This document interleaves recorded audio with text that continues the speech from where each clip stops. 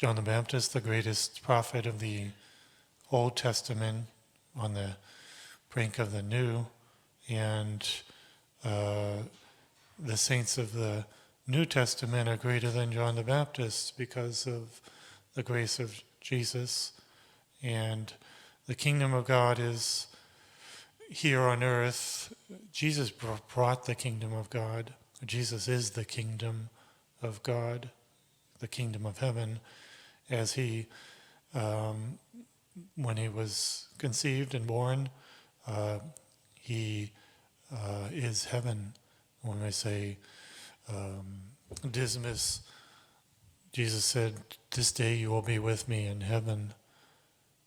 This day you will be with me in paradise." And heaven technically wasn't even opened until after the resurrection, 3 days later, and yet Dismas is with Jesus, so he is in paradise to be with Jesus. So the kingdom of heaven is Jesus himself, his reigning here on earth, because Jesus is here on earth in the Eucharist, and the kingdom of heaven is Jesus reigns, and we want to live in that kingdom by observing the commands of our King, Jesus. But the kingdom of heaven suffers violence, and the violent are taking it by force. Can be understood in different ways. The kingdom of heaven here on earth suffering violence, and the violent are taking it by force. We do go to heaven by doing a certain violence to ourselves, by mortifying ourselves and our sinful desires, and by enduring crosses.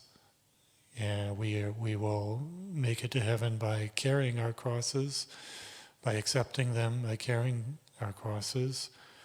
And that's a kind of violence to have to do, to go against our own will, doing violence to our own will. So the violent do, in that sense, take heaven by force, and could also include the violence of persecution, which Jesus promises to all those who are his disciples. And certainly John the Baptist suffered that violence, having his head cut off. Jesus, the violence of crucifixion, and many other saints after him. And there's the violence of the white martyrdom that we can suffer, even not by going through the persecutions and crosses of our life. Today we celebrate the memorial of John of the Cross, who emphasized the cross. He suffered a lot during his life, and he suffered it willingly and accepted the cross and said, "This is how we obtain grace, especially from the cross." I remember St. Rose of Lima wanted to go through the streets of Peru, yelling, the cross is what gives us grace. The cross is what brings us paradise.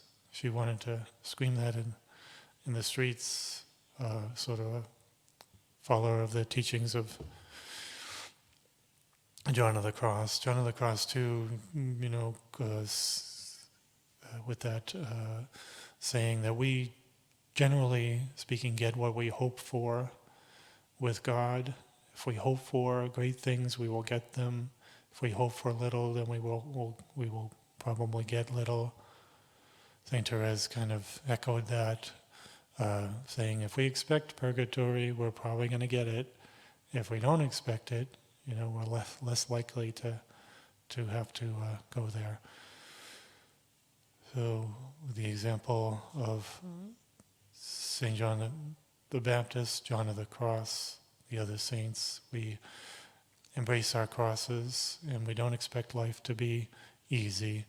And when it is difficult, we remember that the cross is the way to heaven, and we try to embrace it with joy for Jesus, to offer him these acts of love and offer them as a prayer for our sanctification and those who greatly in need of prayers and sacrifices.